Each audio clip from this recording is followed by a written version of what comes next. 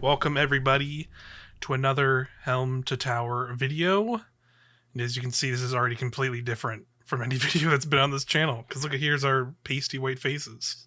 Me and Alex O'Neill here Hello. to talk Destiny 2. Hello. Yes, our favorite pastime, I'd argue. Yeah, it feels like it's been a while, but it's only been like a month and a half since we recorded that review discussion from our main channel, Irrational Passions.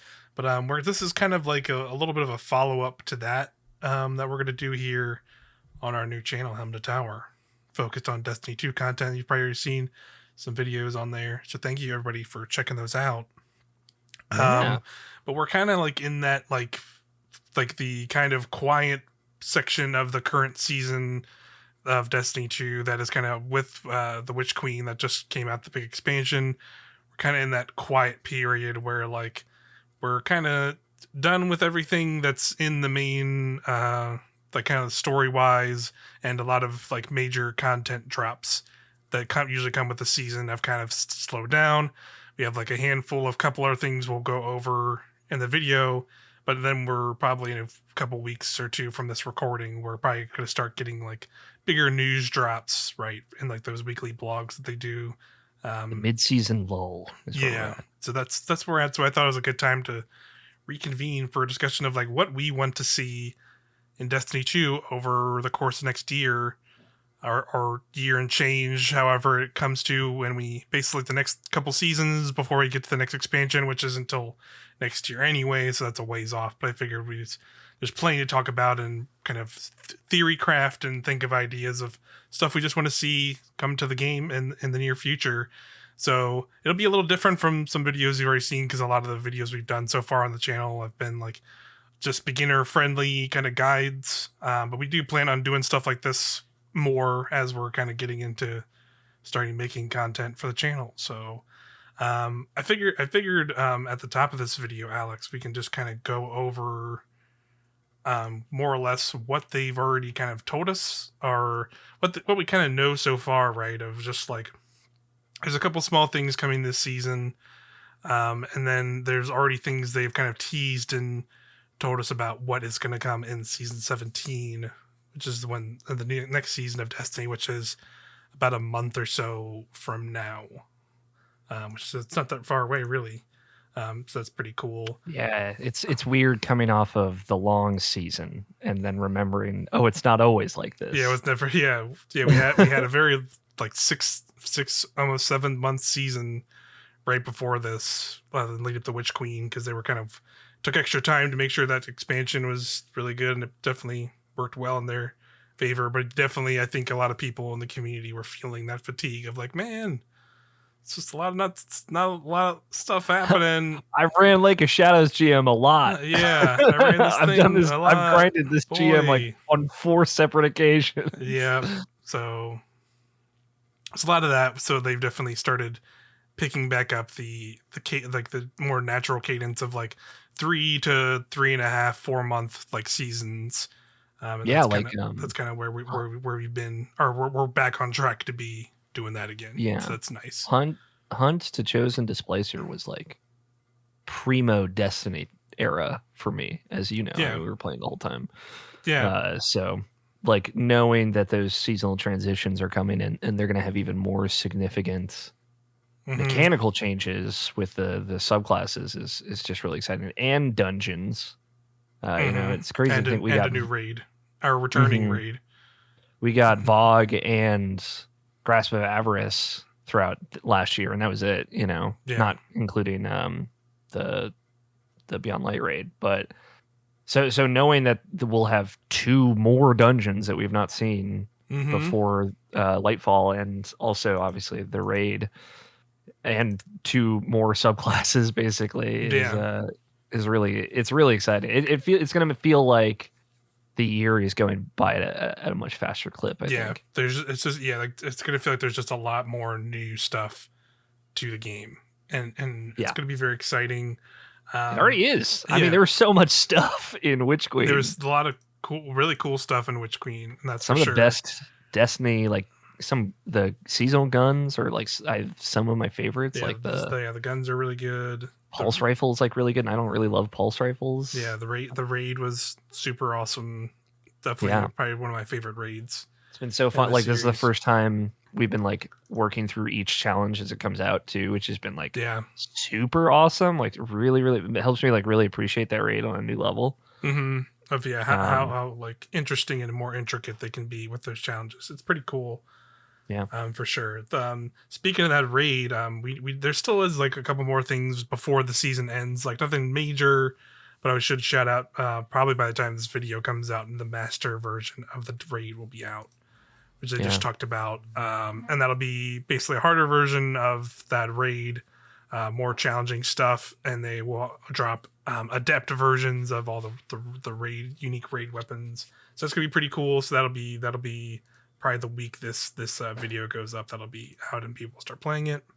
Yeah, some interesting like questions as to how loot's going to work for it too. You brought up like we don't know if you're going to need to do challenges to get certain adept weapons. I don't think there would be enough challenges for all the adept weapons is the thing. Yeah, well usually if they go of how Master Bog worked, the weapons were tied to like specific triumphs. They were tied to like whatever the challenge was whatever the encounter was that week, and then the encounter would then give you that particular weapon from the challenge. And then if you got all of the challenges done across multiple playthroughs, you would eventually get the shotgun from a triumph, which is an odd way to do it, but I think it's how they work in an extra gun in there, I guess. But people, I saw some speculation. I don't know if Bungie's commented on it, of like potentially those adept raid weapons having a chance to drop with enhanced perks instead of you're not going to be able to craft them, but they could drop with enhanced perks. And it sounds like they're going to have 2 and 2, like 2 choices in column 3 and 4 for perks. So if you could have like 4 adept perks or enhanced perks on one adept gun, that'd be crazy. That'd be pretty wild if they went that far with that. Yeah, that's definitely a question we'll know soon enough. But it's definitely curious of how they're gonna balance that, right? Of like having a weapon you craft matter with those enhanced perks versus having an adept weapon that maybe that's where they keep just the multiple perks at any time. And do they eventually, and like, are some of those perks maybe those enhanced ones, and that's how they make those special? Because I think there will definitely be a split of people who are like, I'd rather just have the crafted one with enhanced perks, and because I can select the perks rather than like a randomly rolled thing that has like 4 perks I can pick at any time. I don't know how they're gonna. It's gonna be tricky. I'm curious how they're gonna tackle like them. What kind of loot will matter more to people? Yeah, agreed. Not too soon after that, this is the first week of May. Guardian Games is back, and I gotta be your most anticipated event. I gotta be honest. I literally, I think I said this last time we were playing Destiny. Is like, man, this is like the first time I've just like not cared about Guardian Games, especially because it's like I think it's shorter than it's been before. Because it's like it's only gonna be like for 3 weeks of May or whatever, and then it's hard to, I don't know, at this point it's just hard to care about that kind of thing, especially when we know like a lot of bigger new stuff is coming, and like I've kind of already like kind of hit that little bit of like I know that like the few things I want to do in Destiny currently, and I'd rather just keep doing those, like trying to finish all the Grandmaster Nightfalls for the season, and maybe running the raid a little bit more to get some more craftable patterns for the weapons. But I don't really care about picking up laurels for whatever team, whatever warlock or whoever this time around. I don't know. I'm just not in the Guardian Games mood this time around. So I don't think I've ever done Guardian Games. Yeah. I know it's the only time you can get the heir apparent catalyst though, so I'm gonna try and get it just so I have it. Yeah. But yeah, I'll give it a shot. I like got weirdly into the Christmas event, which is like honest to God the first event I've ever gotten into really. I messed around with Halloween. I think like the first time they did the Infinite Forest version of it, and that was, Yeah, it was fine. it was It's fine. just one of those things where it's like kind of takes a while, and in that instance, like the better you do, the longer it takes. Yeah, um, and it's kind of exhausting. I liked what they did last year, but I played so much Season of the Splicer that it was so hard to like put right. my attention into that. But yeah, I got really into getting the cookies and getting loot and building up my enhancement core Hmm. vault, basically, Yeah. which has done me well. So I'll give it a shot. I've like I said, never really messed with Guardian. I don't even know what you do during Guardian games. Last yeah, Bounties, I yeah. assume. There were I think before the one year it was bounties, but last year what they changed was they made a strike playlist that was essentially like a um as a strike playlist that made it so those things you picked up they're like called like laurels. So basically, like each class gets like this special piece of armor.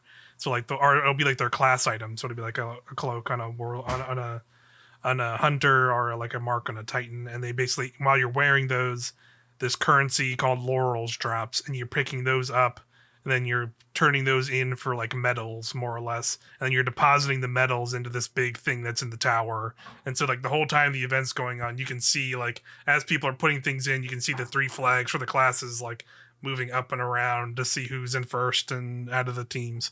The How easiest Hogwarts of them.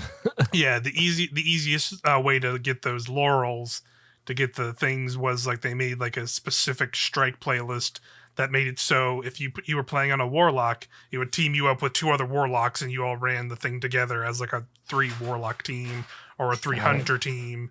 And then like depending on, I think they did at each weekly reset, depending on what place people were in, it gave them different modifiers for the different like third place or first place. So like third place would get like beneficial things to help them try and catch up, where the person who was the team that was in first would get like more challenging modifiers on the strike or whatever. So that was like the most like varied they did of it. But honestly, like I remember playing those and being like, being like the first couple times, it's like, all right, cool, it's a warlock team. But I feel it's just like running any other strike in that game, because like Yeah, strikes it's are just kind of strikes. easy. So I don't know. I don't really know what they could do to make it be interested at this point with Sure. that particular. It'll be your like Um, pre-season tease, though. yeah, It'll go right up yeah, against it. yeah. I feel like I'll end up just be playing because they'll be actually giving us like new info on what's coming next season in terms of new like the various things. Like today, we're recording this the day the blog went up, and they talked about raid rotations, and that sounds really cool about how you can basically they'll for every season now going forward, there'll be basically whatever the current new raid and new dungeon is. Those will continue to be your pinnacle rewards, and they'll work pretty much as they do now, I think.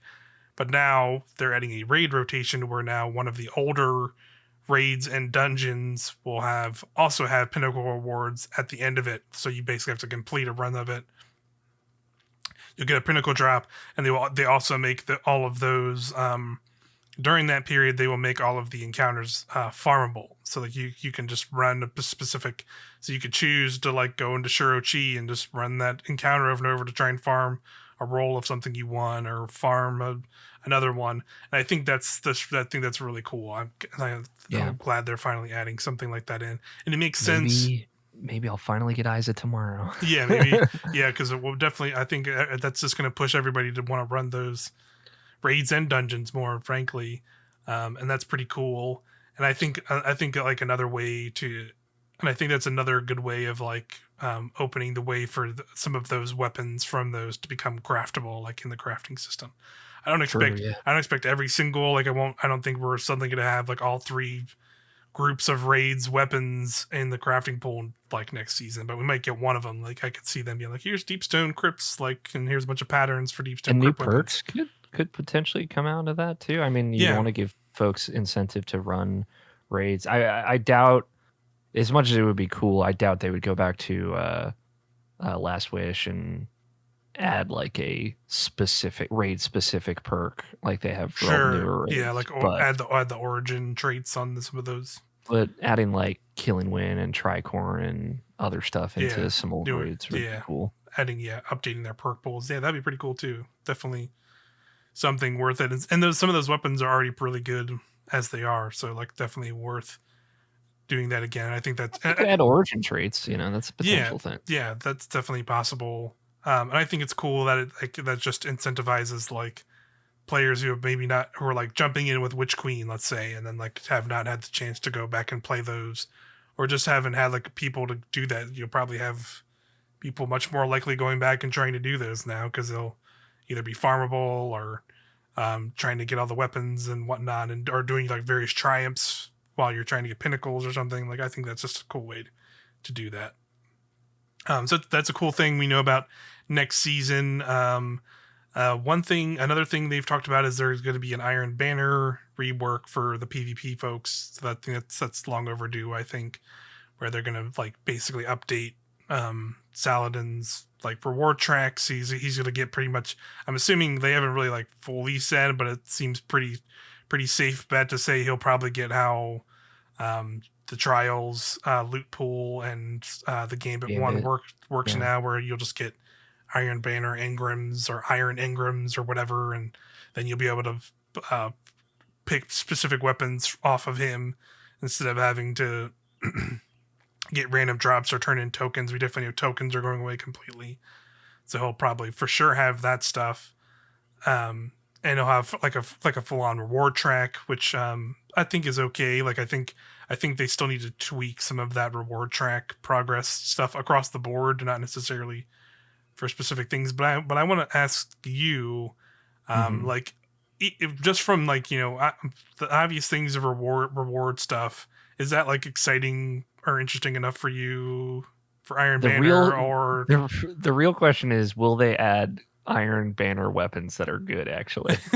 Yeah, sure, yeah, Because I don't know if I like a single one of those guns. I think sure. like obviously Reese Walker people really like. I've Yeah, the been killed by shotgun. it enough times Yeah. to know that people like that gun with Iron Reach. And it seems good. It's a lightweight shotgun with crazy range. I think that's cool. And Peace Bond is, I think, cool. It's the only stasis sidearm. It's very fast at shooting and can hit from like really deep ranges. Yeah. But like, and Forge's Pledge is like fine. I used it in a GM that we ran recently. I think it's like a fine. Yeah, it's fine, but not that great. It's not great, and the machine gun is terrible. Yeah, machine gun's terrible. All machine guns are terrible. I don't like the sniper either. Sniper's not good. There's two hand cannons, but the newest one they added is just okay, and then the other one is just I don't like it all. So I definitely agree with that. Of like the loot pool is like there's like some okay things to just some not great things.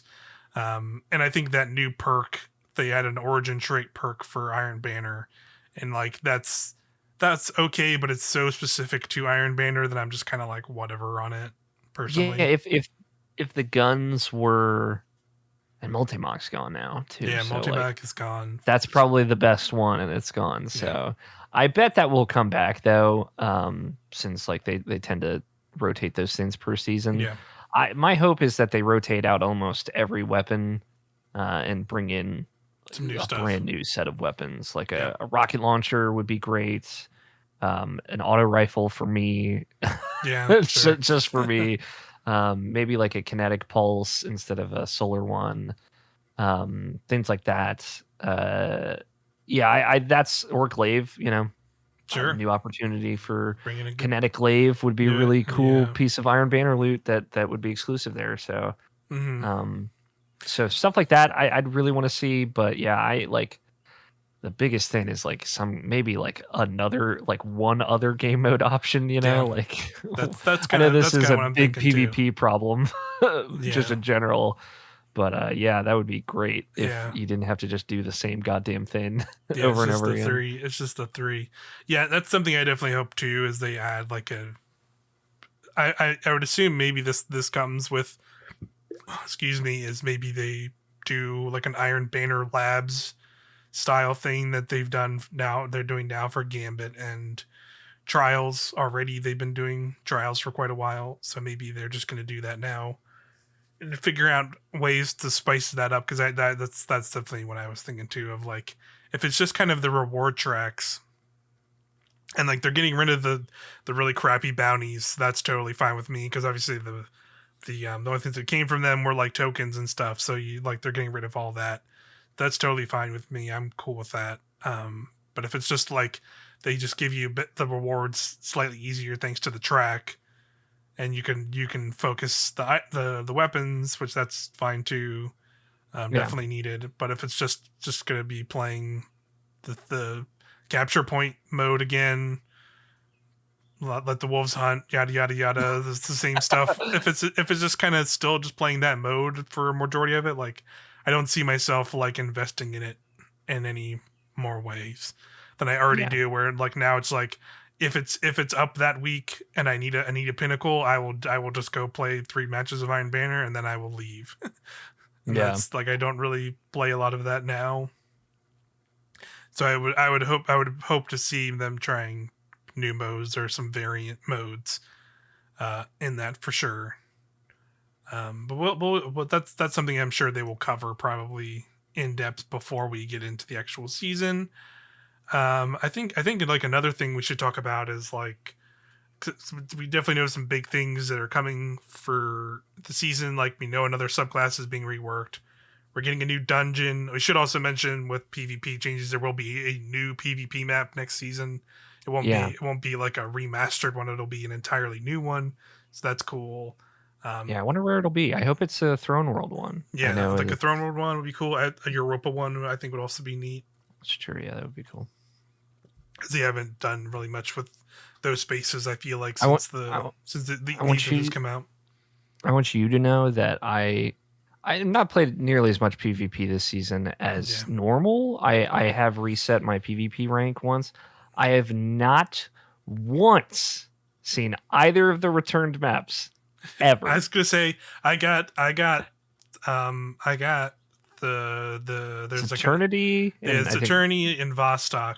Yeah, they returned 2 maps with the with the Witch Queen. They brought back 2 maps that were originally in the game but got vaulted with Beyond Light years ago. Not seen them once. I got Eternity once. And I think I probably even played less than you somehow. I played the Cosmodrome map with the tankers and stuff, and the Point B in the middle building. I played that one probably 22 times this season alone. I've seen that one a lot, and I haven't seen either. the Mercury map. But that's probably also because like when I've played PvP in recent weeks. Coming back to the game after a little break after the Witch Queen, I was playing Trials rather than playing actual like Control or whatever else.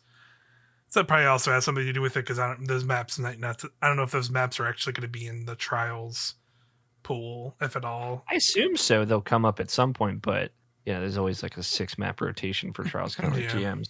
Yeah, but exactly. I just I played a lot of Iron Banner the first week it was here.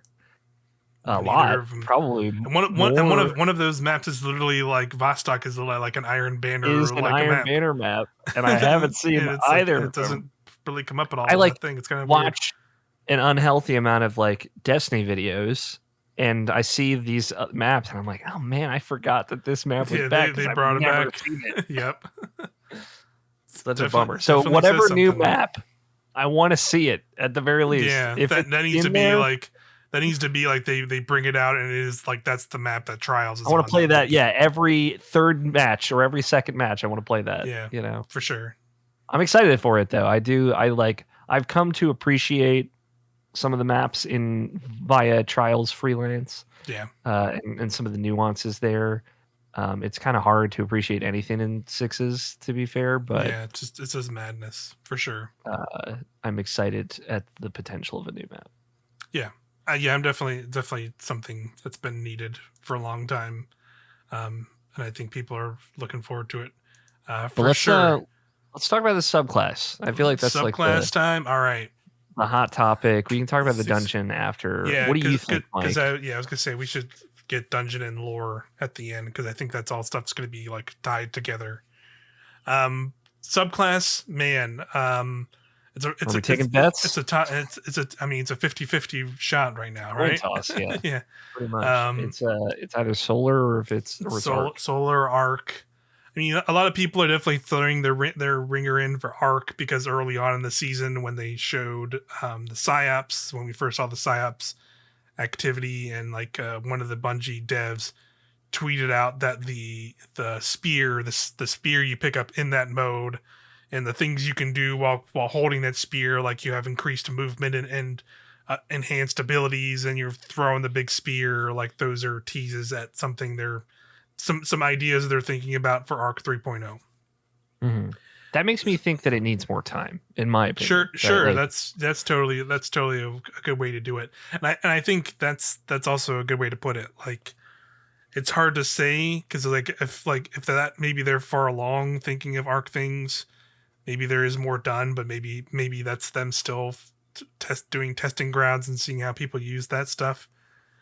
Because I think that's where I'd ultimately land is like I could see it coming next, but I could still see solar coming sooner. Just because solar feels more like it already has a lot of the identities figured out. Mm-hmm. Where arc I feel like is the one that needs the most attention, and in that way it's like the one I'm the most curious about and interested to see, but I think that's because it is in a state where it's like what is they've clearly made like identities now with like the stasis subclass and the aspects and fragments and the void subclass now in 3.0. Like there's pretty clear identities with these classes now, and like the arc ones have never really felt like they've had an identities like ever other than like like you obviously have the supers and like but like this other than that you like it's like I don't know, you literally in both of the arc warlock subclasses it's just, the melees are just lightning hands, and they're like slightly variances of those lightning hands, but they're pretty much work nearly identical. One just has a little bit more range than the other one.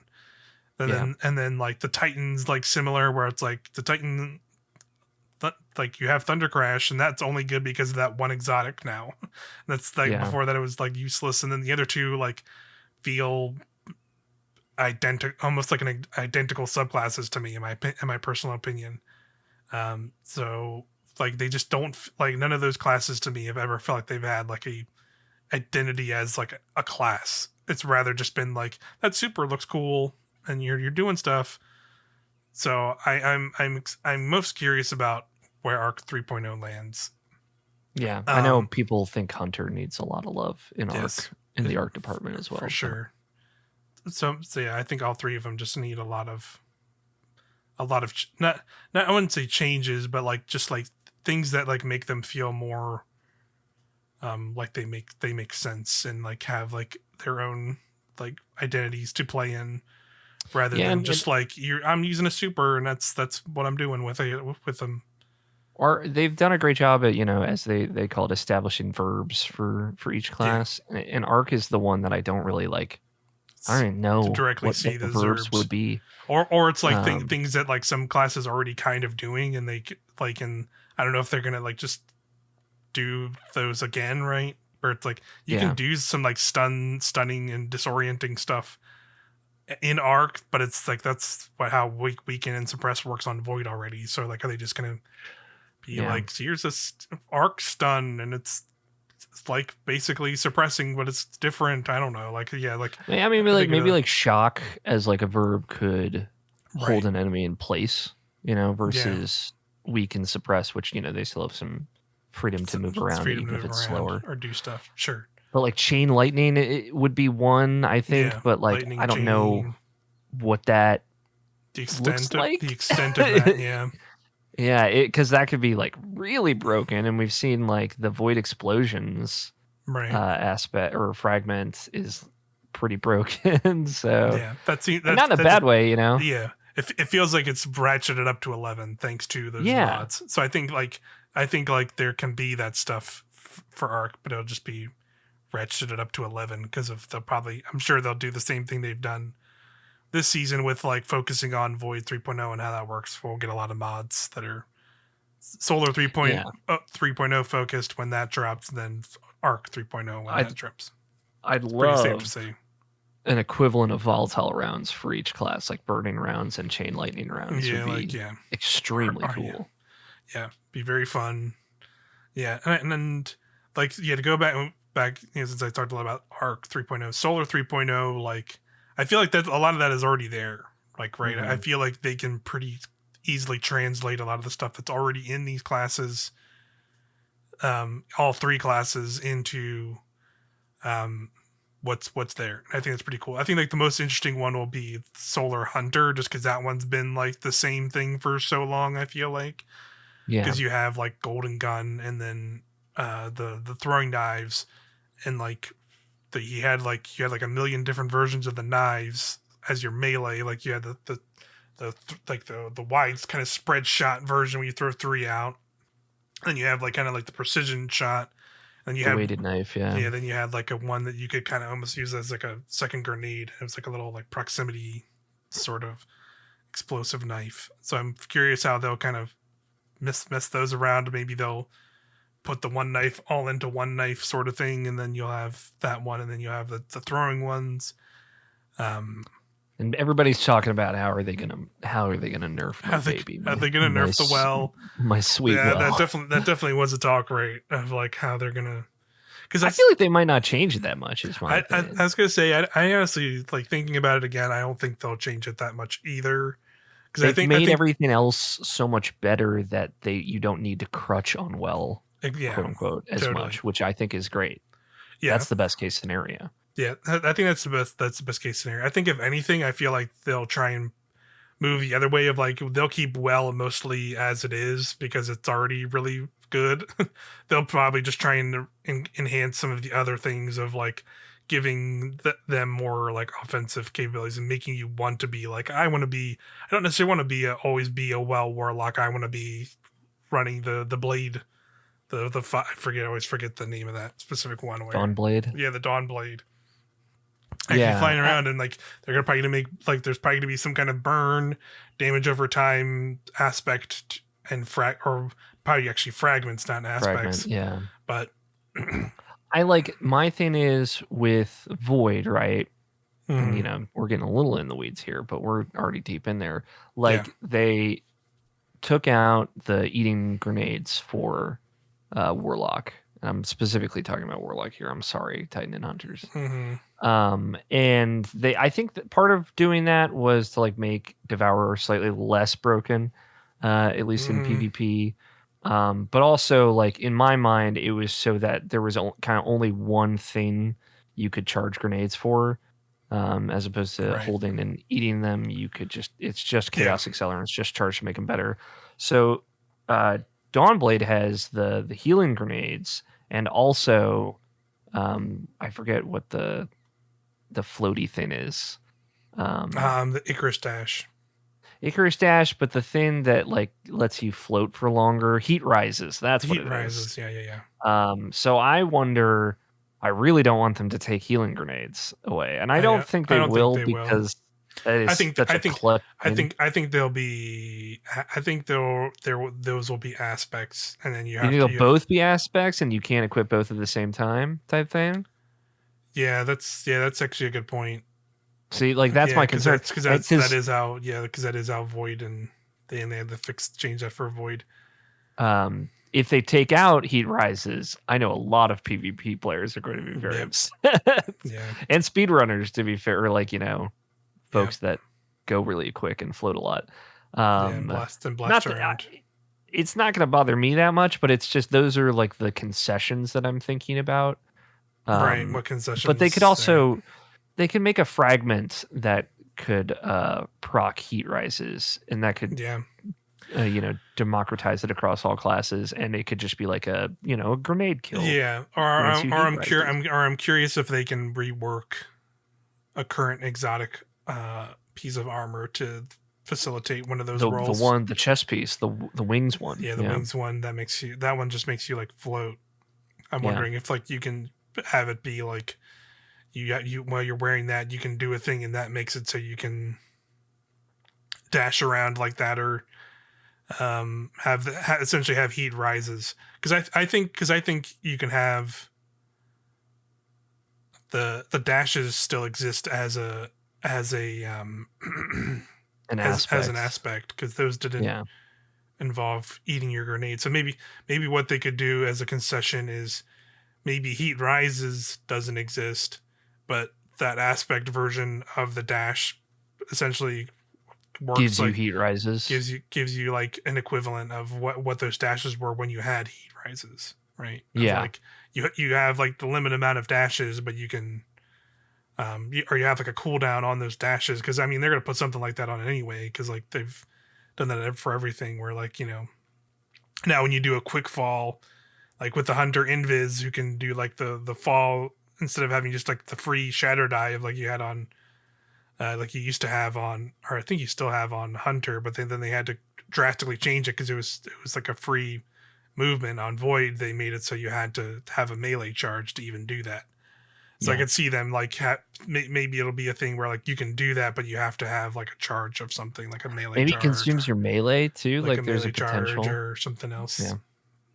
I so Like like I take your think rift or something.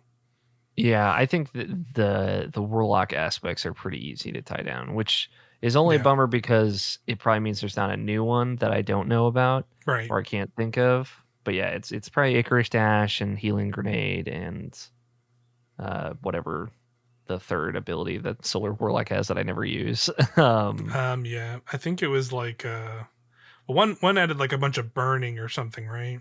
Yeah, all your melee and grenades burn, but that's probably gonna be a fragment. Yeah, So I I guess think that's gonna be across the board. So there might be something new there still might be on a them. third one. But yeah, I wonder if they'll consolidate any supers like they did with Titan Void 3.0. Like I don't think they could. Well, they could consolidate the the two. Warlock Dawnblade, Yeah, I you was gonna know. say, yeah, they can put that into one thing. Like the Titan throwing hammers, they can put into one thing, and the Yeah. same with the golden gun, like The Hunter Golden Gun golden they could gun. potentially do, yeah. Because normally it was you had a bunch of shots, or you had one, or you had, or One you like big shot. or you like. Well, the big shot was the exotic, but normally there's one that like made it so you could aim down sights and like shoot with like a more precision. Where, and then the other one was just like you like had a bunch of free shots, but you couldn't aim down sight, so it was like a 6 shooter, or like since it's 6 shooter, so you can just have that be all in one, more or less.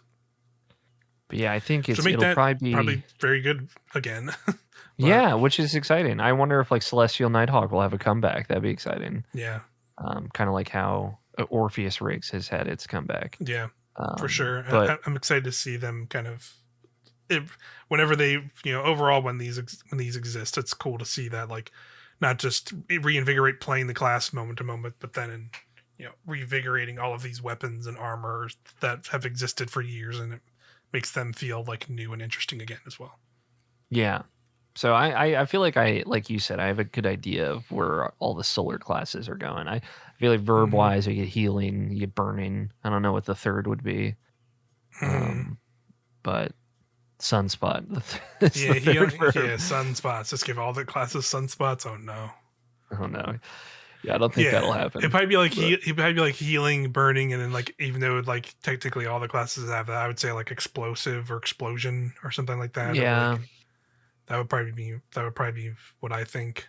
Like yeah, that makes sense. you can like apply a burn, which is like a damage over time, Detonate of some kind. or like like a detonate, and like when they're on fire, they can make them explode bigger, or Like, because Void has 6, right? It has like you get yeah, suppress. it has 3 negative and 3 positive, Yeah, basically. and I think they're gonna try and keep that for all of them. Yeah, So yeah, I don't really know what all 6 would be.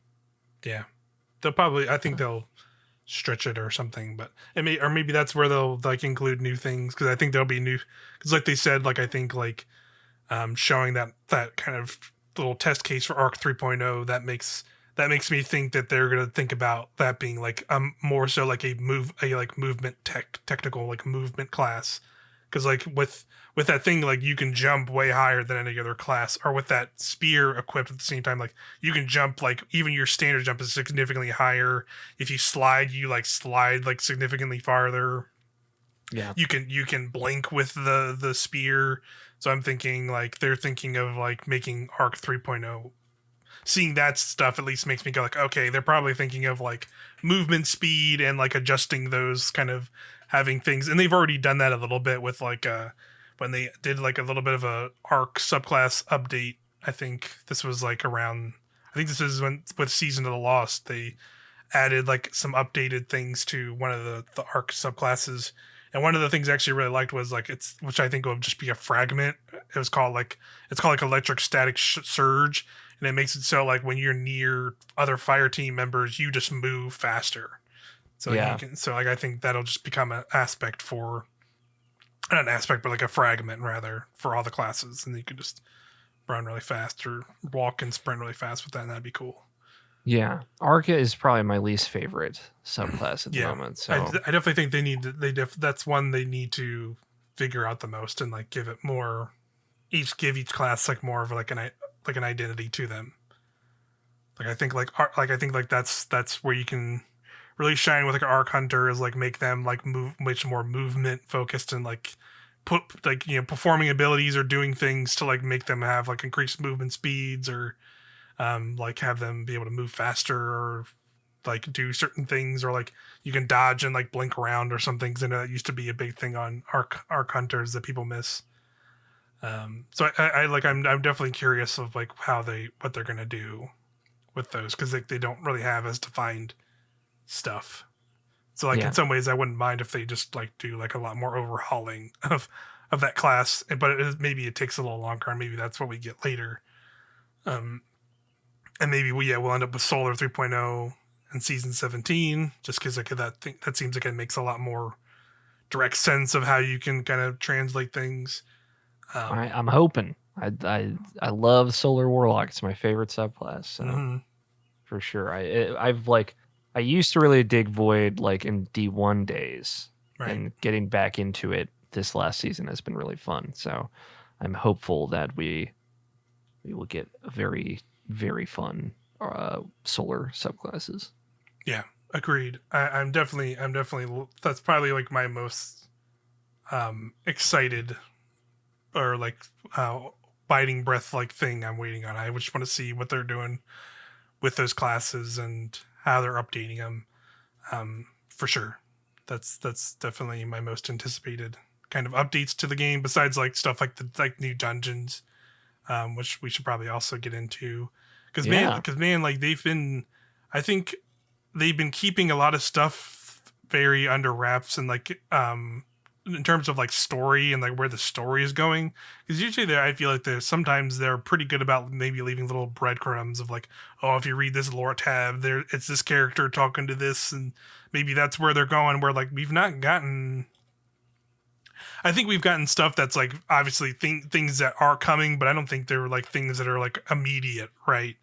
Where like we have the new seasonal activity, Vox Obscura, which is a cool mission where you go around Mars, and like at the end of it you hear these radio transmissions from this like rogue group of scions who are like ready to meet up, and basically they're being funded by Callus, and you learn Callus is still around doing stuff, and he's clearly trying to eke his way into the goodwill of the Witness, who you've now seen thanks to the stuff in the Witch Queen. So we're starting to build factions, basically. Yeah, it definitely seems like we're starting to learn kind of who are kind of big bad. Kind of we've seen maybe probably the ultimate big bad, but now we're maybe learning who's going to be on their side and who's on what sides, kind of thing. Yeah.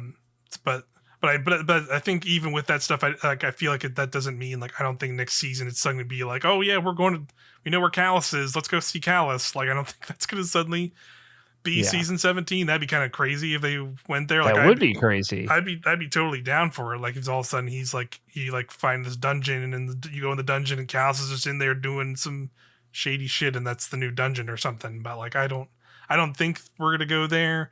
But like another feeling I've had with where the seasonal stuff is going is just because I'm thinking maybe it's because of where we just came off of seasonal wise, and kind of like how last year went, where they kind of went from Season of the Hunt, which introduced us to like Crow, of course, and the Resurrected Holdren, and we had that season with Beyond Light, which kind of like gave us that intro, but then when the next season it kind of did shift a little bit more to like, oh, here's Kydal, a new Cabal leader who we've pretty much not seen. We've seen them referenced a little bit in the lore, but like not really. And now she's just here, and now we're like doing a whole new thing. And then obviously we had Mithrax the next season, and they kind of introduced like sort of like the extra allies, right? That aren't just the typical Guardian heroes. And I think what we had with this season is Season Arisen is like seeing some of those sides more integrated with us and in our in our battles, right? Like we had like a lot of interactions between Zavala and Kydal, and now Saladin and Kydal, and being a part of the Cabal Legion now, which was the big thing that happened at the end of this season. So I think where I'm going with this ultimately is like what they're probably doing. I think maybe these next few seasons is like they're going to be showing these like kind of allies that we've made last year be more integrated into our causes. And so I think something I'm hoping that's happens with one of these seasons, whether it's next season or later these seasons, is I want to see Anna Bray and Mithrax team up to rebuild Rasputin.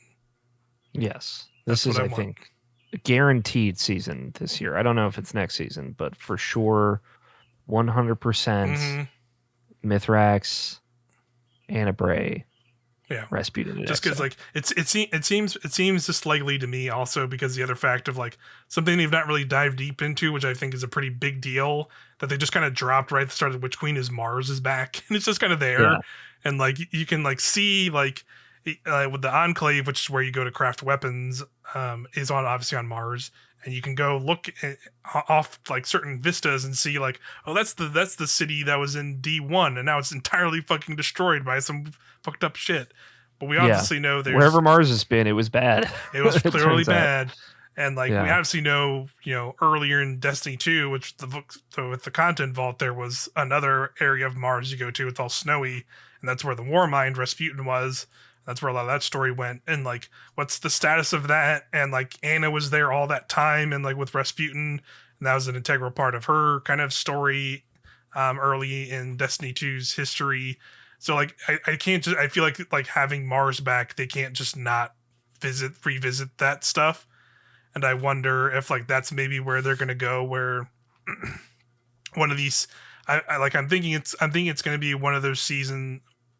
Not a season that's like with a dungeon or with the returning raid specifically, because I think a really cool dungeon would be going into some like Warmind ruins that were like plagued by the darkness, and you go either it's like the one that's already on Mars that that was there in the Warmind DLC, or it's like some other abandoned Warmind cell, and like basically like, that's one of the dungeons, right? You go into one of these ruined Warmind things to help get some piece of whatever to help rebuild Rasputin, and like you're working with Anna and Mithrax to like go through it or something. Yeah, I think that makes sense. I was looking at the seasons more like the enemy themes, right? I feel like they're pretty generalized to one enemy type, and it's been a minute. I know it doesn't feel like it, but it's only been 2 seasons really, but it's been a minute since we had a Vex season. Sure. That's true. And I think the Vex could also really tie into Rasputin and totally rebuilding him, and would tie to Mithrax. So I think that could be potentially the angle that they go out. And it's also been a little bit since the Fallen season. Technically, they both happened at the same time with Splicer, right? Yeah, totally. So I think that could be, a time to bring Aramis back. I know that's always like the smoking Yeah, gun that yeah, they're gonna, everybody talked about, the frozen Aramis statue. yep, And that forever trapped on Europa. I think if you did a thing with Deepstone Crypt and Mithrax and Aramis, you could bring Rasputin into that as well. But Totally. there is also the at the end of, to kind of go along with what you're saying, the end of the quest board, whatever it's called, the investigation Yeah, board for the glaives, the exotic for the glaives. glaives. The last note you get there is about a transmission from Rasputin that mentions a location that's never been mentioned ever before, that could be like maybe a safe house that Rasputin put something in, or offloaded some copy of himself to. And I think that could also really well integrate with Anna and Rasputin. And But yeah, intention. I Yeah, don't know. I don't, if the big thing is when Vogue came back, or like near that, we got the Cosmodrome back, and they've not committed to bringing a location back. But it would be cool to see one of the Marses come back, yeah, Mars locations come back, and I think that could really tie into Rasputin in a nice, neat way. But yeah, if I had to guess for like the dungeons, the two things in my head are a Deepstone Crypt dungeon of like going back like post raid after it's been kind of bombarded, ruined. and seeing like what's really under there, and potentially linking that to Aramis, or like you said, maybe like some kind of Rasputin Warmind based Mars dungeon. Yeah, Um, but either way, I think like either Vex or Fallen are going to be the focus of the next season, and either way you go with that, I think Mithrax is going to be a part of that too. yeah, for sure.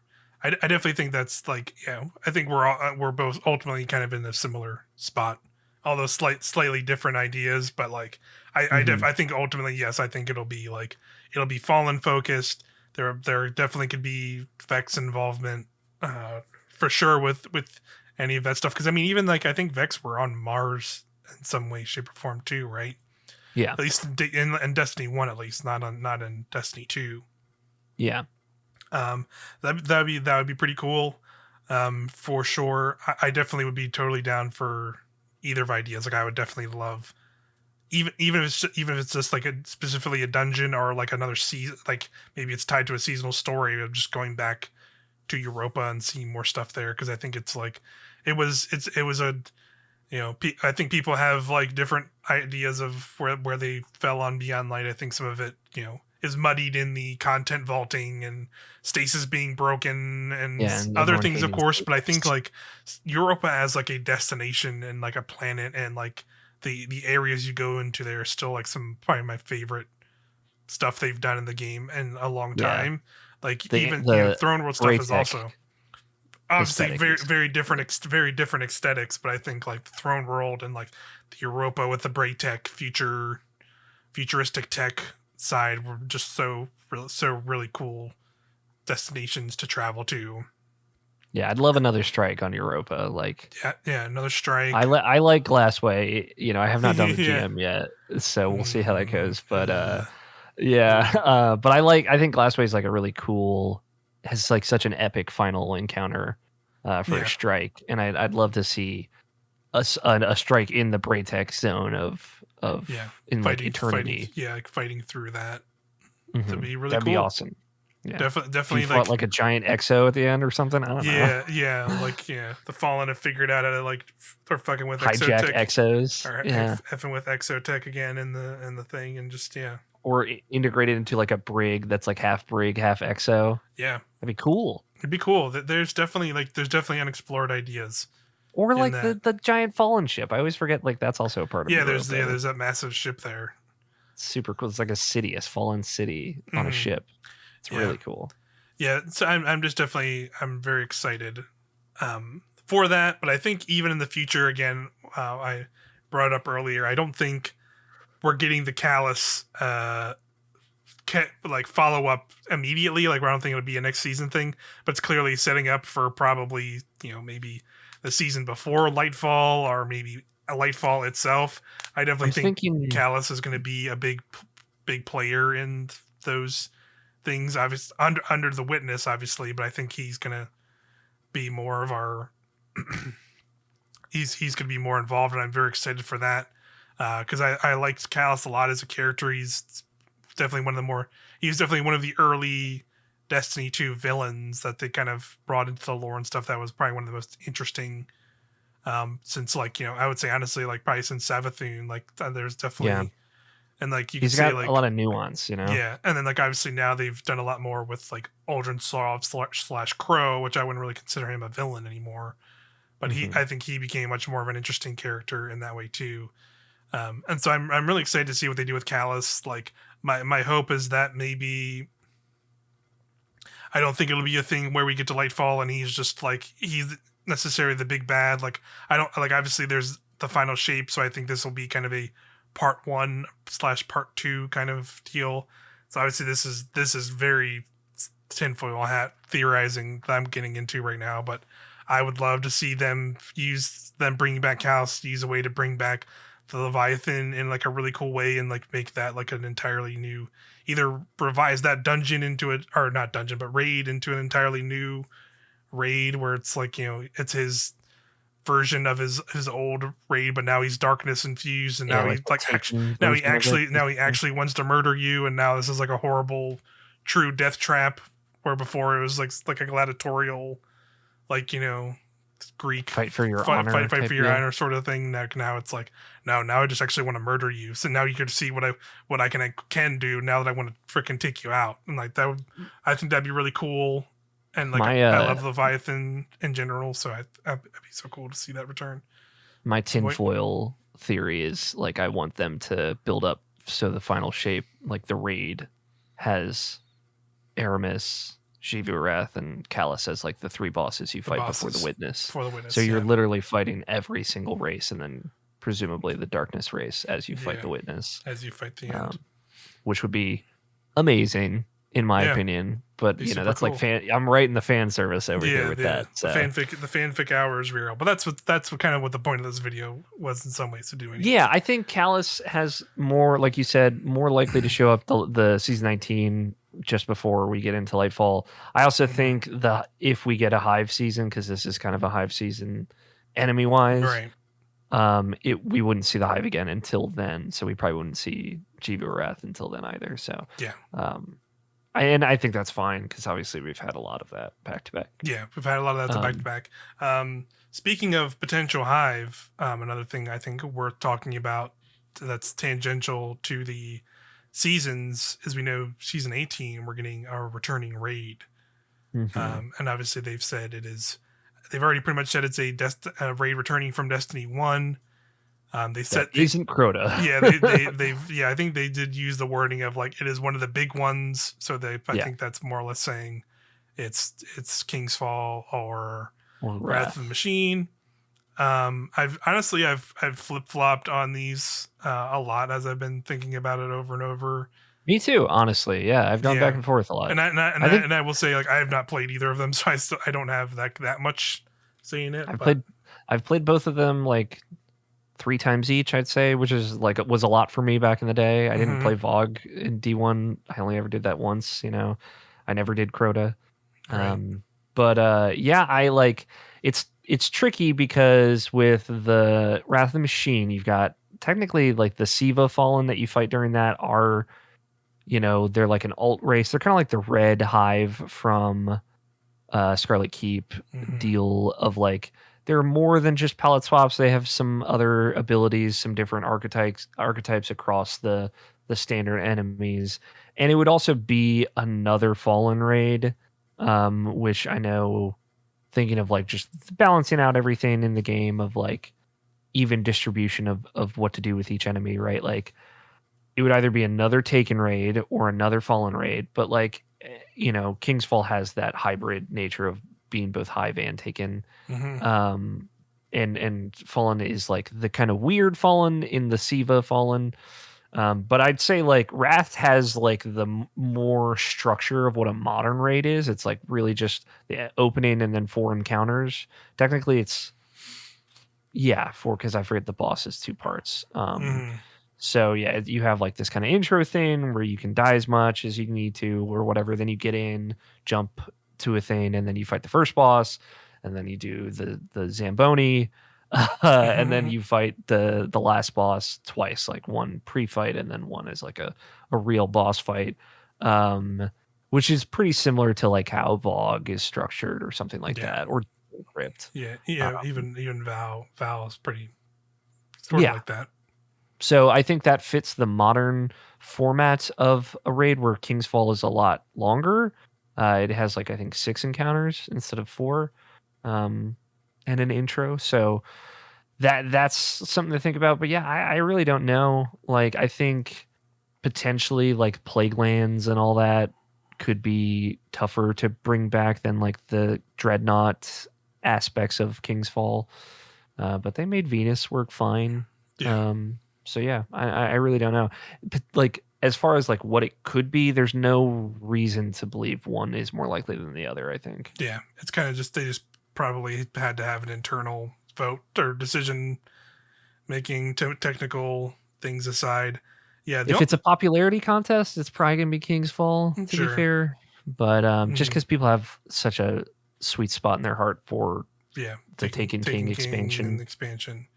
Yeah, and So. I'm sure they probably update a lot of it like they did with Fog and stuff. Like Fog, I know they changed a lot of like it wasn't dramatic, but they definitely changed how a lot of the encounters It's work. noticeable, Right? significant, I'd say. It's definitely more active than what it was in Destiny 2. And that's why I've been like thinking back and forth of like I honestly would like to see King's Fall just because of what we got with the with the Witch Queen.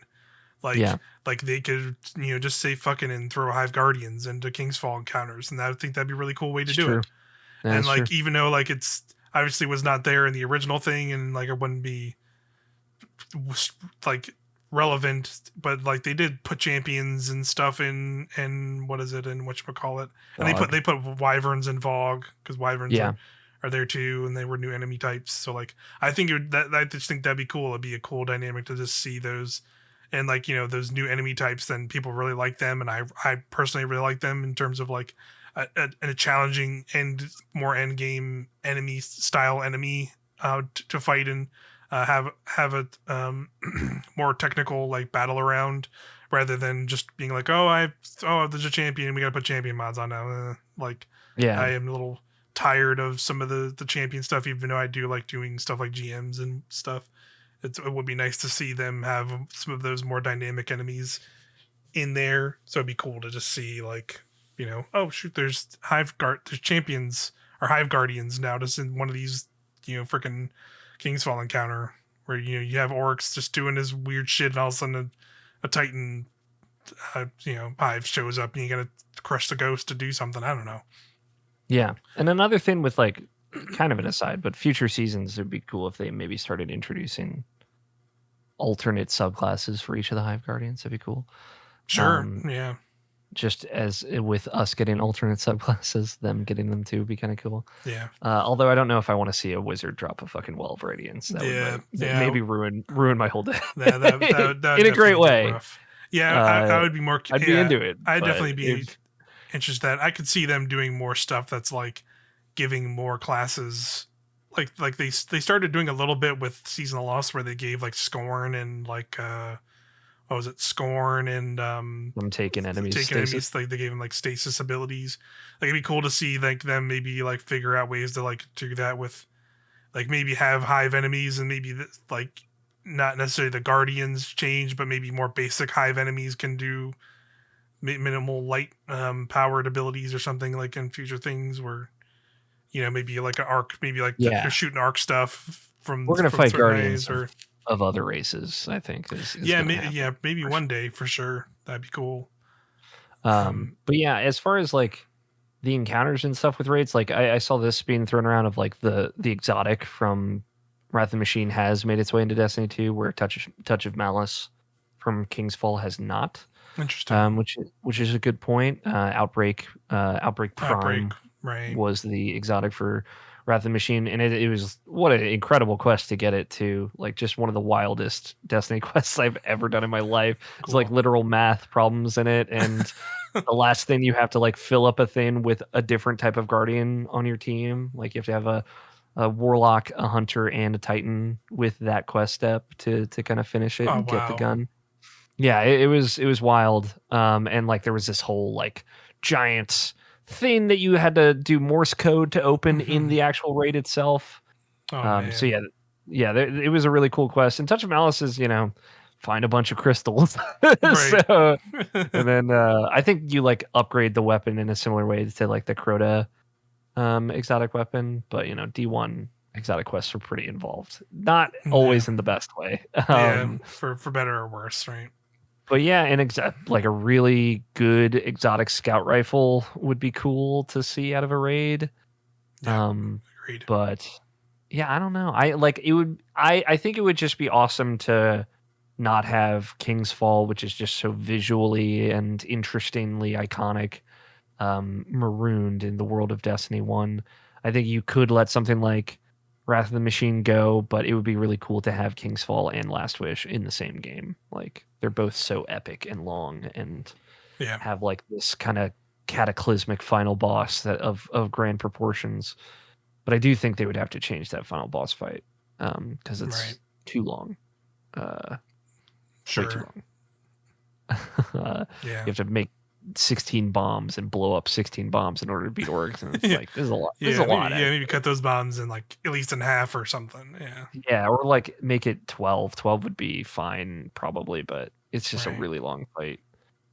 But Mm-hmm. yeah, I'd love to do that with our little group. It's just Yeah. That'd be such a fun. wild raid. Yeah. They'd both be fun, but yeah. I don't know. Like I don't know if I'll be in the mental state to do another day one attempt at a raid, but no, probably not. We'd probably take a break from that. but I'm definitely excited to like have that new, well, quote unquote new raid, and the dungeons. Like I've had so much fun when we God, Grasp of Avarice was like those the things funniest time we've ever had. those dungeons I definitely want to do day one because those I think Mhm. feel way more fun, manageable. But like Yeah, that was just we've done them all and figured them out as they've come out, and yeah. they've been super fun to I'm do that. just I'm super excited to see what they do with those. Yeah, and if it's if they're tied into that specific season story, that'll be super cool. Or if they're just kind of like their own little mini stories, kind of like what Grasp of Avarice was, that'd be totally fine too.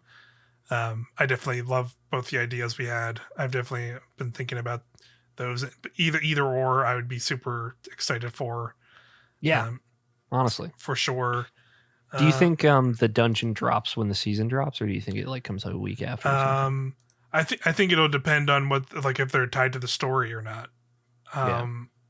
I think I kind of don't think they will just in general, but I wouldn't expect them to be like super late in the season. Like I expect this. Yeah, maybe like 3 weeks in or something. Yeah, like it'll be like a couple weeks in, so that way they can give the time to be like, all right, check out the story premise for the seasons because they usually always kind of start with story stuff and having that be the focus, which I'm totally always there for. And then that way they can, if the dungeon is tied to the story, maybe they can have it drop in a week where that makes sense and like, oh, the characters are talking about going to this place and that ends up being the dungeon and then you go there and do that stuff. That'd be super cool. Yeah. Or it could just be because honestly something I've been thinking about is like the season we're coming into, if you compare it to last year, would be the season of the Chosen, which is when they dropped Presage, and like Presage was such a cool. I mean, that was basically a dungeon, like really. Yeah. It was they considered it an exotic quest, but I would say like if they would have put literally all they would have had to do is just put an extra boss encounter in that, and that would have been the same as Grasp of Avarice or like any other like dungeon. Really. Just considerably less difficult. Yeah, definitely not as hard. But like I feel like it's pretty close to that. So like knowing like that just kind of dropped and like it was tangential to like the Callus was or it was involved Callus and Kydal and like Cabal stuff, but it wasn't like directly related as much to like the story of Kydal and the kind of the strife between like the Guardians and Kydal's forces or whatever. But it was Yeah. so they could still totally do something out of the blue and just be like, oh, we're going to some place that we're going to do whatever on this abandoned spaceship again, and there's some weird shit happening here. Or like I would love to see like a space station place to Sure. explore, something like that. Maybe like the other half of Yeah. Deepstone Crypt Station that's maybe still up there or something like that. That'd be cool. Yeah, like some ruined station, or like going back to like something that's like, hey, we know what the witness wants now, and this was like the last known place. I don't know if we've had a place where maybe we go back to the Black Garden or something, because that's like, Yeah, because Dungeon like in the Black Garden crossed my mind as well. That'd be really cool. yeah, just because like I think a lot of people have the feeling or the theory that like the entity that we talked to at the end of Shadowkeep was basically the witness, where like remember at the end of Shadowkeep when you had the person, he's like, well, you're your salvation, and it's like a mimic of you, and there's a bunch of pyramids up in the sky behind that person in the Black Garden. Yeah, Like for sure. people are just like, that's probably Zero doubt in my mind. that was probably that was more than likely the witness talking to us in some way, shape, or form. So like maybe we go back to the Black Garden to figure out more that weird shit, because that just that was definitely just like it kind of just ended. Yeah, and I said, it would go well with the Vex season, and we know like there are different factions of the Vex too. So like, and there's that Ashermere Vex out there somewhere, and that could potentially be an ally faction of the Vex, or evolve into it. So yeah, I think Black Garden would be sick, especially because that Garden of Salvation is like, I'd say, the poorest integration of raid into story. So like a redemption arc for that would be really cool, and that place is just super pretty. So that would definitely be a really cool way to enrich it, for sure. That's the best part about Destiny right now, is like there's everything is probably going to be sick. There's a lot on the table, because it is that period of like, we're done with this season, and like there's a lot of threads they could just jump right into. And I feel like they will, right? In past years, I would be like, I don't know when we're ever going to see that guy again. Yeah. But now it feels like, Elsie Bray, who I miss, like I'm sure in the Anna Bray Rasputin season, she will come in and be like the clutch, right? Like, and that'd be a great way to reintegrate her, like if we're building what's happened with them, and since we saw him in Beyond Light till now. For building like a Darkness Vanguard, and potentially Lightfall brings another Darkness subclass, like there's stuff with Elsie there too. Like, there's a lot of cool stuff that I feel like they will eventually get to, versus pre-season of the Hunt, where I'm like, I don't even know what happened to Aldrin Soft. Yeah. Where did he go? Yeah, it's been years. Oh yeah, he's back now.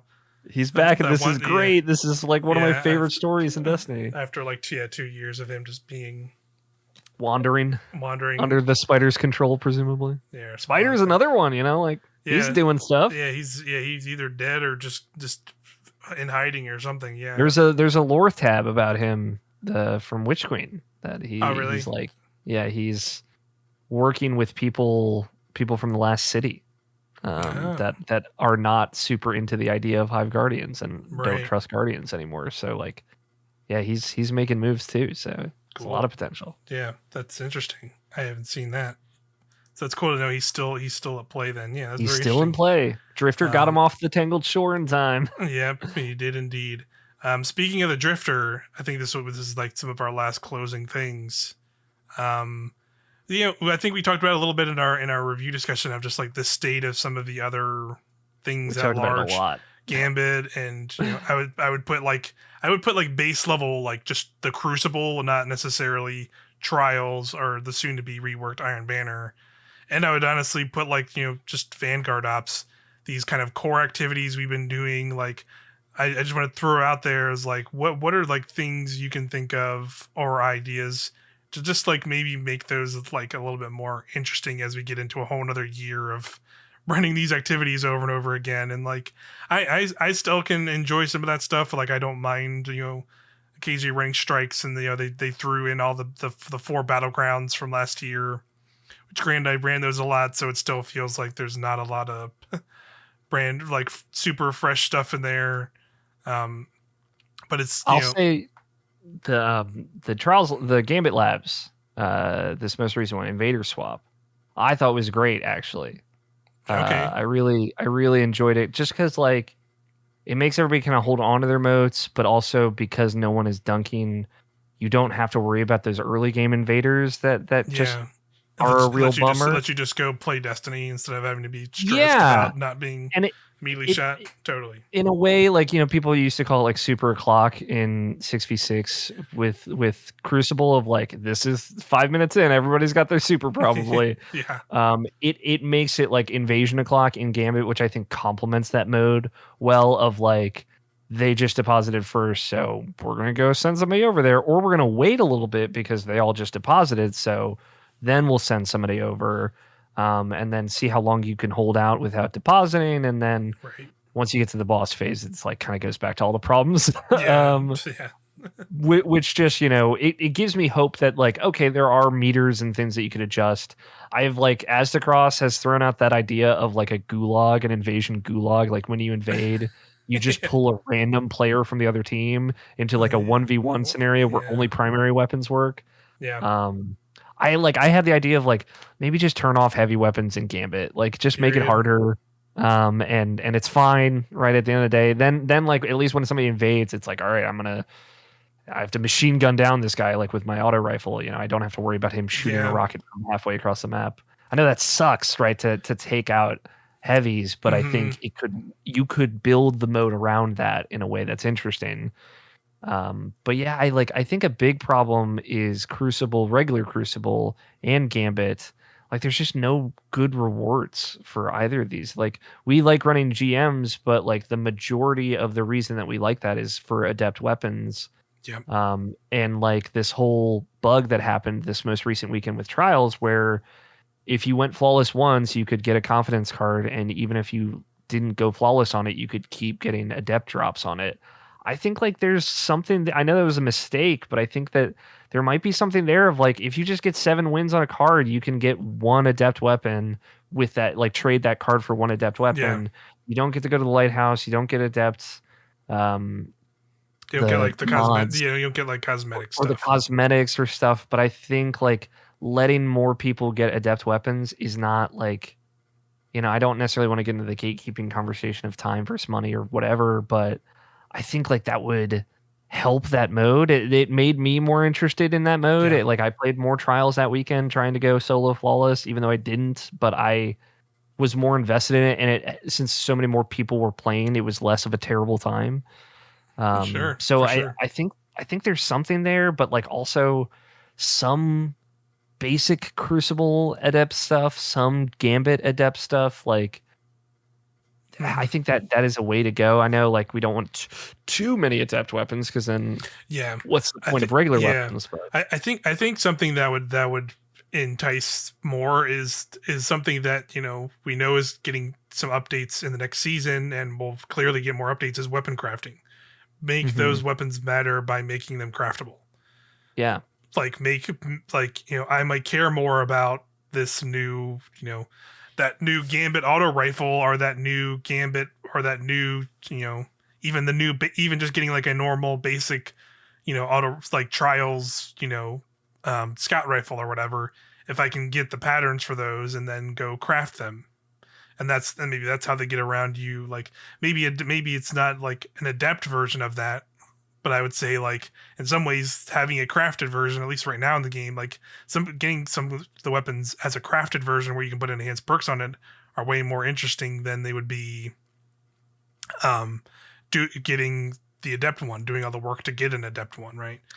And this is maybe I shouldn't even bring this idea into existence, but like maybe a crafted Gambit weapon only gets experience in Gambit, like as a way to I should not even speak. My camera turned off because it was like, don't even say it's that. Like, how dare you, get out of here.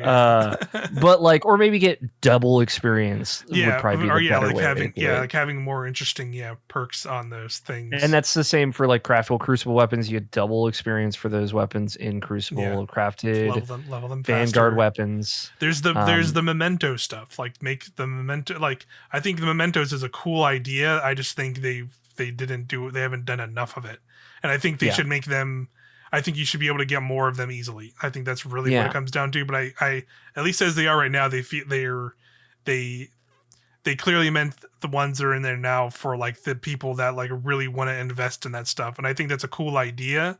But I think like having so little of them makes me not want to invest in them, because they already ask for so much and you can only have one at a time. And like, I think giving more of those from specific activities, like just have like a regular strike Vanguard memento, have a normal Raid and dungeons should have a raid mementos. memento, have a just normal Crucible memento, Iron Banner memento, like have all of those things, and like that would, I think having some of that stuff just right then and there would I think make me want to go play a lot of this stuff more. Like I would totally play a lot more just base Crucible if I could go get one of those weapons as a crafted version, or get like an interesting memento or something like even me, somebody who like does not really like PvP and would be totally fine if Gambit never existed in Destiny 2 anymore.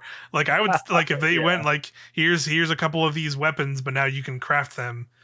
And you can also, they've already made the system with now in Season of the Risen, where they've made it so like each at the start of each week you can pull a weapon from the Season of the Risen table, and it gives you a guaranteed red border from that, or it gives you a guaranteed red border when you do this challenge in Gambit. Like make something like that. Like, hey, you get this many wins in Gambit this week, or you played this many Gambit matches. You get like, now you can get some Gambit engrams and turn them in, and that gives you a guaranteed red border for that week, or for this specific Gambit weapon or something.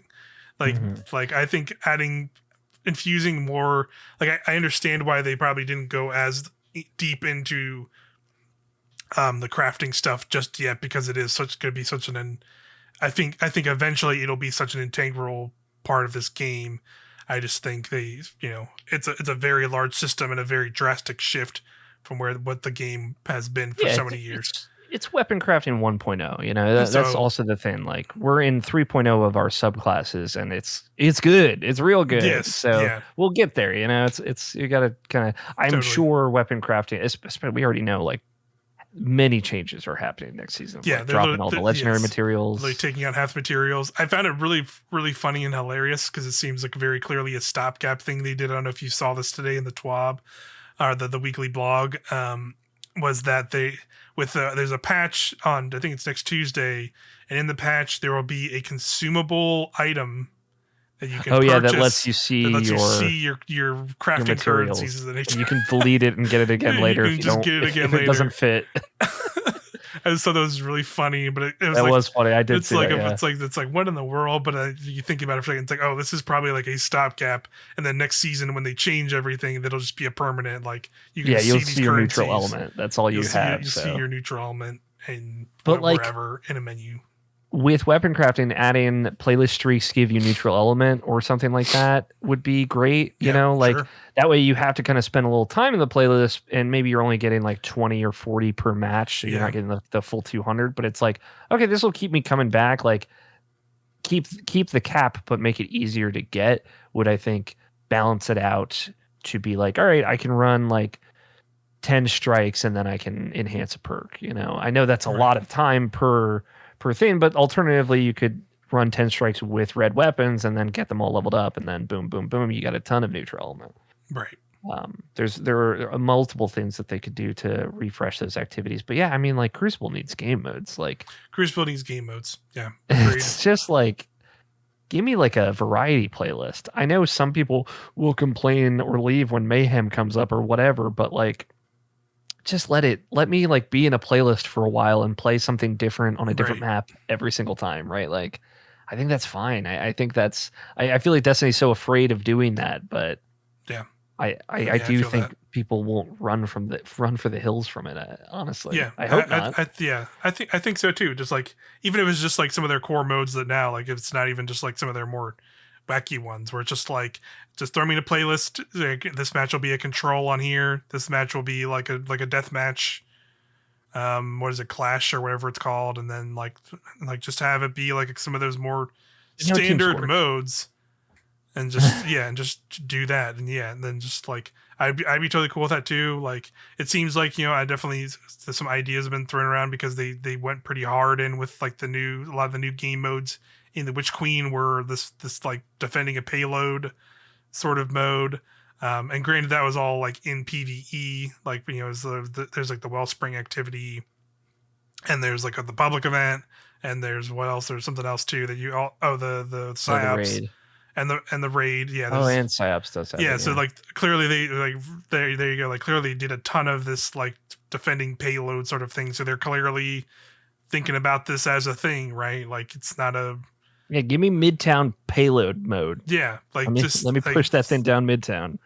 like that's totally I could totally see them making some kind of Overwatch-esque payload That'd be kind of cool. I would defend be into mode. that. I would too because I can't play Overwatch anymore. fuck Yeah, Activision, fuck Blizzard. fuck Blizzard.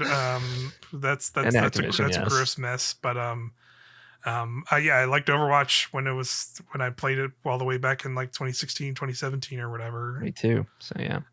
So like them trying to infuse it in Destiny would be totally cool. I also think that as we get more and more into these crazier I think it's always that struggle the game has had literally pretty much since its inception is like they make cool ass stuff for these PvE modes because these PvE modes are much more elaborate and raids involve much more mechanics and things, and PvP has always kind of just been like you're defending a point or you're murdering each other. So these tools that are very good at murdering things super quickly become very overpowered very fast in modes like that. So I think they could do expanding like into other modes that like add more mechanics or like defending different things, and that could vastly change how you like approach like using certain abilities and supers or certain things. Like having this moving payload means like you don't have Titans and Warlocks just always just popping a well or a bubble on a defense thing and just standing in it for like 30-40 seconds and just like hunkering down, which like that can be fun in some things, but like can be overbearing in when it's the only option in your one game mode that you only have, right? So I think like having this moving payload and I think like drastically change some of those metas and ideas of what you would do in a PvP mode. I'm like a PvP mode that is like a raid where like maybe like it's like 10 players and one player is like unkillable and has an immunity shield and their goal is just to kill everyone, get as many kills, and the other players are doing like breaking crystals or capturing points or like finding a secret enemy on the map, and then by killing that they break the one guy's shield and then they can fight them. Like stuff that has like raid adjacent mechanics in PvP would be really cool. I just I don't know if Bungie has the bandwidth for ideas like that. Yeah, and I would like them to make the bandwidth for it. I think it deserves it. Yeah, I think that's definitely. I think that's where they're in this formative thing because like clearly they've had PvE adding new interesting PvE content down for a while now, and it seems like they're even getting bigger in it with it this year. With like we're getting a new dungeon and raid each season, and entirely new subclasses like each season. Like they've clearly like hit that stride with that stuff, and like now they just need to catch up with these other things. And it seems like they're at least like they're getting there because like we're at least getting PvP maps, which we literally have not gotten since. We got the returning ones that were vaulted and then brought back. We have not gotten a entirely new PvP map since Shadowkeep. So like that tells you like how long it's been, and like I think PvP has been the longest, but I think like man, Gambit severely needs that too. Like Gambit's pretty rough. Gambit's like, only lost things. Gambit has only lost things, and like the current version of it is like it's a mess. I think it's definitely. Even like with some of like tweaks to it now, I think it could be more tolerable, but I think it still needs a lot of work. And clearly they're thinking about it because they're doing more labs and testing modes and telling people, hey, we got feedback. Hey, we heard about this overpowered thing in this mode and we're figuring it out. Saw one of the community managers like, I know how you feel about heavy weapons, but do you have any other feedback for Gambit? Like, so they know, they're listening. It's just like, they want to make sure they don't just play the reactionary game because that's just not how you make video games, Totally. But yeah, that's I think like unless you have any other pressing... one question, and then we can close it out. When do you think we will get our Lightfall reveal? I think considering they've had a similar track record with the last two expansions, it'll be. They're whenever we get to season like it'll be 19. They will reveal that all together again. I think they'll reveal season 19, whatever that'll be.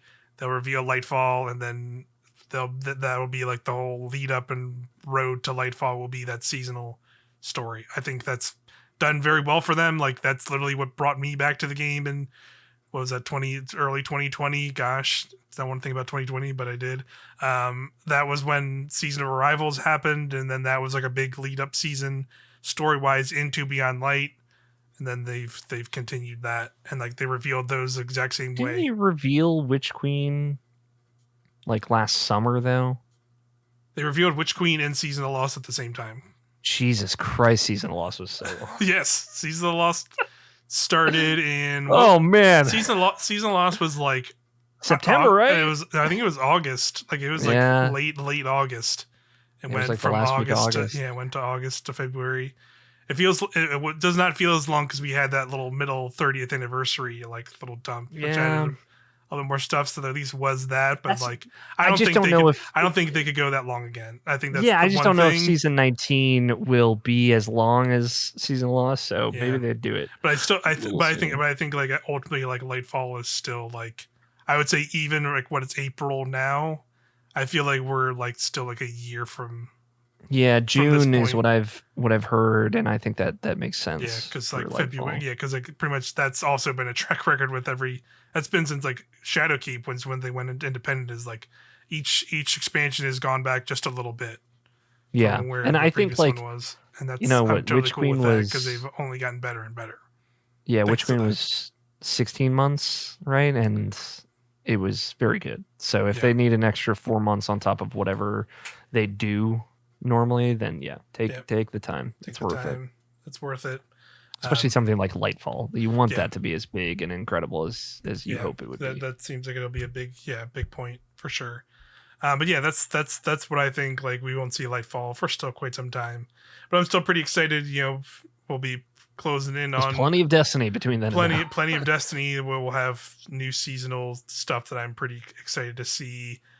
Like if any, just a few of these things that we've kind of predicted or theorized happen in this, I would be pretty happy and pretty content with seeing Anna Bray back and going like exploring Mars in more ways and helping fix Rasputin or make a new Rasputin or going back to Europa, fighting Vex and stuff. Also super cool. Seeing the new subclasses, like I'm ready Mithrax for all that stuff. Becoming the first Fallen Guardian. It's happening. Mark your calendars, y'all. That'd be cool. It's gonna happen. We see a different, What if he came back and he was a villain after he got? Do stuff like that. That'd be pretty cool if they figure like this whole time. I'd be too bummed out about that, but I don't think that would happen. It would be a pretty crazy twist. I definitely am curious if like they're gonna pull the like which class, like some other class gets light powers between now and Lightfall or something. Like or at least start teasing that, like if that's like a potential thing, or maybe they give proper like darkness powers to something. Yeah, else. Darkness Guardians I think will happen by the final shape 100%. Like whatever we have enemies that have all 3 darkness subclasses type deal. Right. It's all very exciting. Yeah, very exciting. That's gonna do it. This is definitely a longer than what you'd see usually on this channel, but we thank you for hanging out and listening to us predicting the future of Destiny 2. I wonder if maybe we should put this on IP Presents or something too. I don't know. We could throw the audio up there. Throw the audio up there because this is more or less like podcast length. But yeah, thanks everybody for watching this Helm to Tower video. We'll have some more stuff soon. We'll probably get back to doing. We're probably gonna that much more. Excuse me, apologies. We're probably gonna get not much more into doing like some beginner style videos. I feel like I've hit a lot of notes that I've wanted to hit in some of those videos. Definitely do like similar things like when we get into the future, looking at like more like seasonal mods and going over what they can do for you and your builds or something like that, or maybe going over some exotic armor maybe to get you started. Maybe I'll do something like that. But otherwise, we'll probably get more into like talking about like what's going on currently in Destiny in terms of like news, because we're probably gonna start getting a lot of like weekly blogs going more in depth about what we're going to see in season 17. So that's pretty exciting. Yeah. I'm probably We'll gonna probably have start like getting those a pretty soon. subclass 3.0 preview type deal of like what we think once we know what it is and I what's think coming. I think they said in this week's that like sandbox previews are coming pretty soon. So I would assume some 3.0 stuff, some 3.0 news, some weapon change news, some other maybe some updates to modes and things. Obviously the Iron Banner stuff we talked about, the reworked on that. So that stuff's be coming soon. So we'll probably do some more like a news focus, like going over those weekly blog style videos. And we're also going to do like maybe some build videos and talk about some stuff about like some of our builds we're enjoying just playing. I don't think there'll be like there's already been plenty of Rick Kakis asked across. These are your builds, babies. Like we're not gonna I think these will just be more of our like these are just fun to us builds, and this is what we're rocking. Things for like specific stuff. things, like lost sectors, etc., etc. Yeah, so we'll have some of that stuff soon. But thanks again for watching, and we'll see you all next time. Bye bye.